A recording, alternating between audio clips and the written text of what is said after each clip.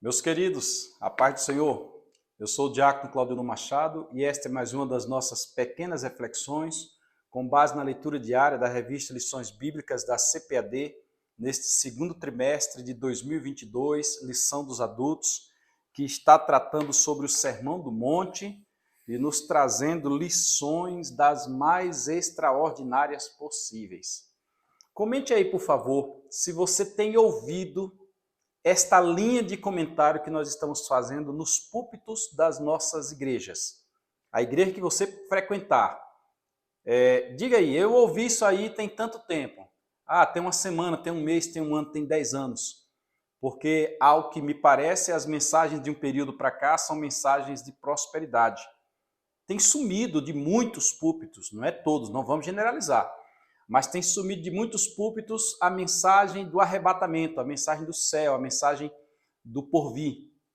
De igual modo, também tem sumido de muitos púlpitos a mensagem da preparação, aquilo que o cristão deve fazer aqui para que ele possa alcançar a glória eterna, possa estar pronto no dia do arrebatamento, que muita gente nem sabe o que é arrebatamento. Eu ainda encontro cristão que tem uma vaga, uma bem esparsa ideia do que seja arrebatamento. E o Sermão do Monte, ele vem nos trazer para uma realidade. O Sermão do Monte, ele para e nos ensina algo que é real, algo que é do dia a dia, algo que é valiosíssimo, que nós não temos cuidado, porque a coisa tem pego um subterfúgio muito grande e não temos entrado na essência. Tratamos muito dos acessórios, mas a essência tem ficado de lado. É incrível quanto a Bíblia é atualizada, quanto nenhuma das palavras de Jesus cai por terra. Por esse motivo, o trimestre fala sobre os valores do Reino de Deus, para que nós possamos mensurar o que realmente vale aqui e o que vale lá. Jesus disse, ajuntai tesouro nos céus, é lá. Paulo disse, olha, o que o olho não viu, o que não subiu ao coração do homem é o que Deus tem preparado lá. Paulo falou, o que eu vi ao homem comum não é lícito dizer porque ele não compreenderia. Então é para lá, os valores do reino de lá. O subtema fala sobre a relevância do Sermão do Monte para a igreja. Por quê? Porque nós sabemos que o Novo Testamento, olha, isso é uma questão teológica. Nós costumamos dizer que o Novo Testamento começa em Mateus. Assim, francamente falando, de forma genérica, o Novo Testamento começa em Mateus, capítulo 1, versículo 1. Mas, na realidade, o Novo Testamento, que é uma nova aliança, substitua o Novo Testamento por nova aliança, por aliança de sangue, aliança do Calvário, e você vai perceber que o Novo Testamento, esta ideologia de mudança de vida, começou após a cruz do Calvário. Eu sou advogado e eu terminei a minha faculdade em dezembro de 2008, mas eu só pude dizer que era formado em Direito quando em março de 2009 eu passei pelo procedimento da colação de grau. Eu passei na prova da OAB em 2009, mas só pude dizer que era advogado quando em janeiro de 2010 eu fiz o juramento pegando a minha carteirinha da ordem. Isto quer dizer que tudo que aconteceu antes foi uma preparação para aqueles dois momentos. O momento em que eu fiz a minha colação de grau e o momento em que eu fiz o meu juramento junto à OAB. De igual modo, o que tem de Mateus até a cruz, o que tem de Marcos até a cruz, o que tem de Lucas até a cruz, o que tem de João até a cruz, são meramente atos preparatórios para o momento da cruz. E no momento da cruz é que começa a nova aliança. Se ali começa a nova aliança, ali começa o Novo Testamento. Se ali começa o Novo Testamento, é a partir dali que surge a igreja. E a igreja vai surgir, vai ser inaugurada em Atos, capítulo 2, quando Jesus ascende aos céus e os irmãos ficam. E ele disse lá em João, não vos deixarei órfãos, enviarei outro Consolador, que se consuma lá em Atos. Então, pensando teologicamente, teologando, o Novo Testamento começa lá na crucificação e a igreja surge em Atos. Então, o Sermão do Monte não seria para a igreja, porque o Sermão do Monte foi prévio. Foi no início do ministério de Jesus. No entanto, a igreja é o zambujeiro bravo, enxertado na oliveira verdadeira, hoje, o texto é para a igreja. Nós somos os filhos adotivos de Deus e eu glorifico a Deus por isso. Estamos assim diante da lição de número 8, preparada para 22 de maio de 2022, daqui a amanhã. Hoje é sábado, 21, amanhã será o dia do ensinamento dessa lição e eu confesso para vocês que eu estou ansioso por assistir essa aula, que nossas aulas têm sido extraordinárias. Deus abençoe o professor Maciel, que é o nosso professor. E o título desta lição de amanhã, ele já vimos batendo aí desde a segunda-feira, ele traz os seguintes dizeres: sendo verdadeiros. Por quê? Porque ora sem verdade, jejuam sem verdade, dão esmolas sem verdade, sem sinceridade. E aí o comentarista aproveitou essa questão do sendo verdadeiros, que Jesus está focado na essência e não no acessório. Jesus não está preocupado em nada que seja acessório em mim. Para cultuar estava de camiseta, ou estava de camisa social, ou estava de paletó. Não, isso não é fundamental, isso é acessório. Compõe, completa, faz parte. Eu não vou para a praia de paletó, e também não vou para a igreja de short. Compõe, mas o que é interessante é a essência. É o que está dentro de mim. E a minha boca fala da essência. A minha boca só fala do que está dentro de mim. Então você toma muito cuidado com aquilo que você fala. Muito cuidado. Se você fala mentira, você é mentiroso. Ponto final. Se você consegue falar malícia, é porque por dentro você está podre. E sendo verdadeiros, nós passamos aí de segunda até hoje, até ontem, falando sobre hipocrisia, verdade, etc., trevas, tal. Hoje temos um texto longo para ler, que está em Tiago, que fala sobre a sabedoria do alto não tem hipocrisia. Ponto. Se alguém realmente tem sabedoria do alto, este alguém não tem hipocrisia, ou seja, não pode sair de dentro de si, não pode sair da mesma fonte dois tipos de água. Tem uns aí que fazem questão de crescer na mídia e quando você vai analisar, tem algumas situações que estão causando vergonha. E não é só lá na mídia não, no dia a dia, no contexto, etc. Sendo assim, vamos ler o texto, porque o texto vai falar por nós. De repente eu falo aqui e vou acrescentar o que não deveria acrescentar. E quando eu falo exclusivamente do texto, o texto não tem reprovação. Sábado é a leitura diária em Tiago, na carta de Tiago, primeiro pastor da igreja de Jerusalém, não Pedro, Tiago, capítulo 3, versículos de 13 a 18. A epígrafe diz: a sabedoria do alto não tem hipocrisia. Hipocrisia é falsidade, nós já explicamos ontem o significado da hipocrisia, certo? A sabedoria do alto não tem hipocrisia. Vamos fazer leitura na Revista Almeida e Corrigida, hoje com a Bíblia do Culto.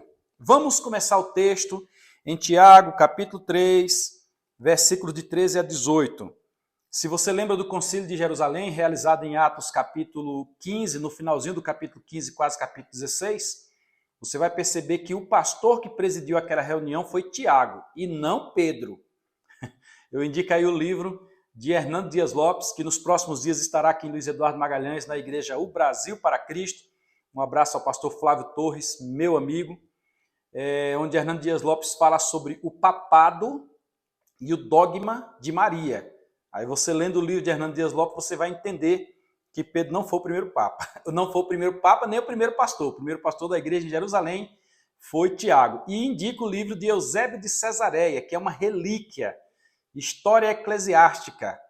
Eusébio de Cesareia escreveu História Eclesiástica logo nos dias em que a história estava acontecendo.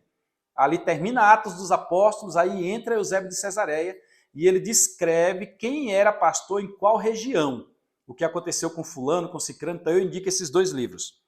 Vamos fazer a leitura do pastor, primeiro pastor de Jerusalém, Tiago, escrevendo para os crentes judeus daquela época, capítulo 3, versículos 13 a 18.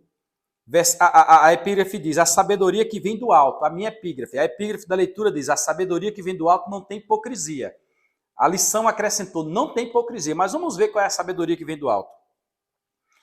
Quem dentre vós é sábio e entendido? É uma pergunta de Tiago. Quem dentre vós é sábio e entendido? Anteriormente ele falou sobre o tropeço na palavra, falar demais, etc., pronunciar o que não viu, ficar preso na palavra, etc. Aí ele chega no versículo 13 e diz: quem dentre vós é sábio e entendido? Mostre pelo seu bom trato as suas obras em mansidão e sabedoria. Sabe por quê? Porque tem gente que não tem bom trato, tem gente que é ignorante, tem gente que é bruto, tem gente que acha que por ter algum mero conhecimento tem o direito de esnobar os outros ou por ter alguma posição. Tudo isto é efêmero, é passageiro, é vaidade. E vaidade, no contexto do que ensinou Salomão em Eclesiastes, é aquilo que passa. Vaidade é aquilo que passa. Se alguma coisa que você tem passa, é vaidade. O que não é vaidade é a palavra de Deus que permanece. Mas o restante, o que você tiver, dinheiro, fama, beleza, o que você tiver passa, logo você não pode utilizar isso para ser ignorante. Bem recente, eu conversei com uma pessoa que Deus deu o privilégio de montar uma empresa. A pessoa montou a empresa, está ganhando dinheiro, toda vez que comenta a respeito, diz que está superando as expectativas. Mas a pessoa, no momento que começou a ganhar dinheiro, já perdeu a humildade que lhe era característica. Eu até cheguei a comentar com alguém, eu digo, rapaz, como tal pessoa mudou? Isso não é interessante. Então, ele está dizendo, você é sábio e entendido, então trate os outros bem, mostre no trato. Tiago vem tratando disso há muito tempo, ele vem dizendo que a verdadeira igreja é visitar órfãos, é visitar viúvas. Ele vem dizendo que a prática da cristandade, digamos assim, é a comprovação de que você realmente está na graça. Quando Paulo diz, se você quer entrar na graça, pratique obras. Ou não precisa praticar obras para entrar na graça. Aí Tiago diz, você está na graça, então você agora deve praticar obra para provar que você está na graça. Já que está, tem que provar. E aqui ele está dizendo, pratique obras de mansidão.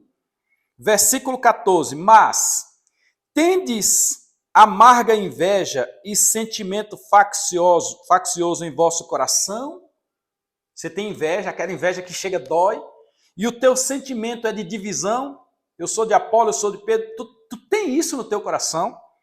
Se você tem, não se glorie disso. Ele diz, não vos glorieis, nem mintais contra a verdade. Se você tem, volte atrás nos seus conceitos, porque isto não é palavra de sabedoria. Como ele diz aqui na epígrafe, não é sabedoria que vem do alto, essa questão de ser melhor que o outro, de fazer facção, divisão.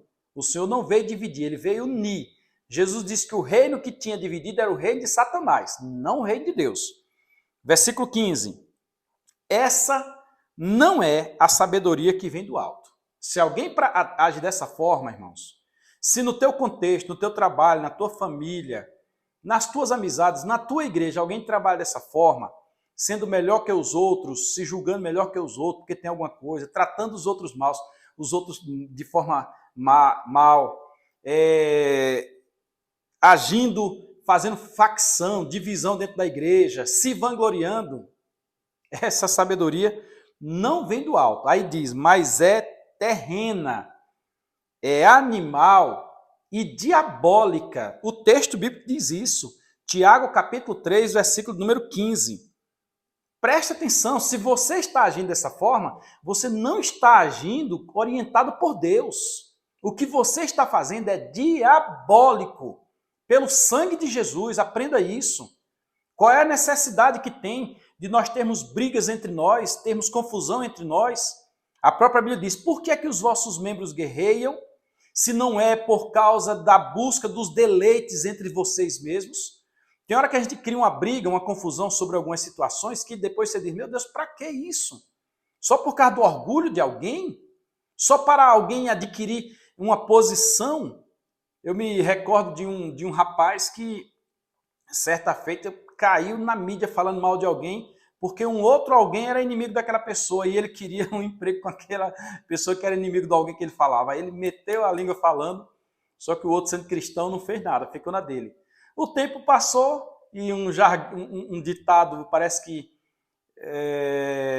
budista, diz que um leopardo não esconde suas listras. Quando o tempo passou, o camarada começou a praticar a mesma coisa e em proporção maior, a mídia acabou pegando ele e passou uma vergonha na cidade por contextos políticos.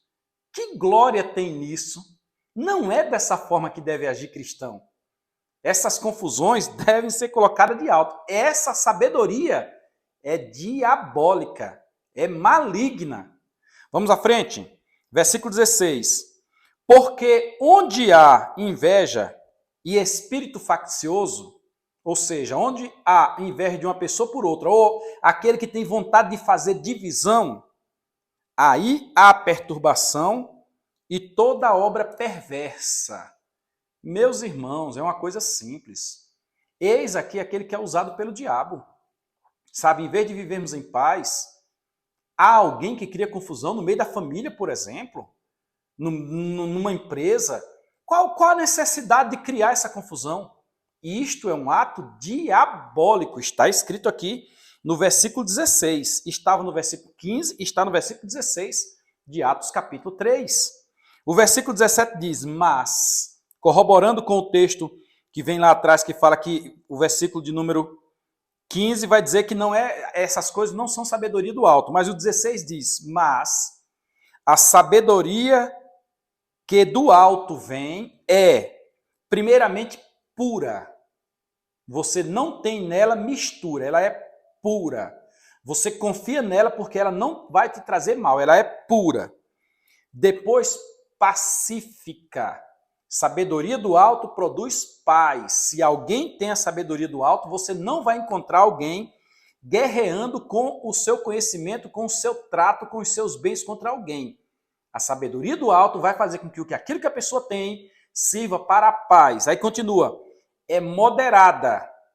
Por que moderada? De repente, a pancada seria uma pancada de arrebentar a parede. Não. É uma pancada moderada porque é dentro daquele limite. O que faz com controle, faz com limite, faz com uma temperança. Isto é sabedoria do alto. É tratável, não é ignorante. Não é ignorante, é tratável, é sorridente, é amável, é gente boa, é afável. Aqui diz, é tratável. É cheia de misericórdia. A sabedoria do alto é cheia de misericórdia.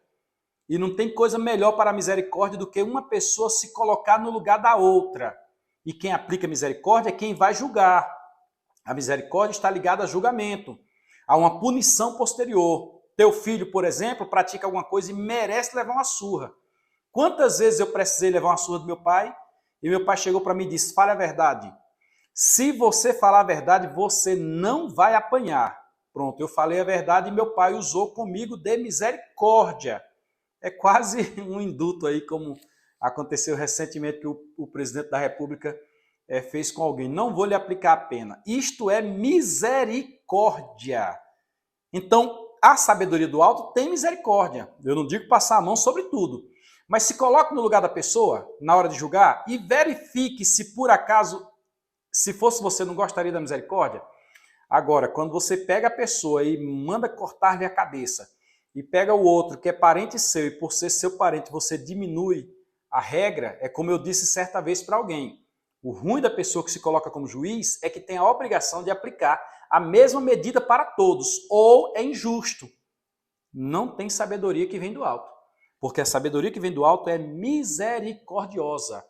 Continua, de bons frutos. A sabedoria que vem do alto, ela é de bons frutos. Você vai ver o que a pessoa está fazendo e você vai dizer, gostei, bem feito, muito bem. O fruto é colhido daquela plantação, é bom, alimenta muita gente, até porque a árvore que não dá fruto é cortada e lançada fora.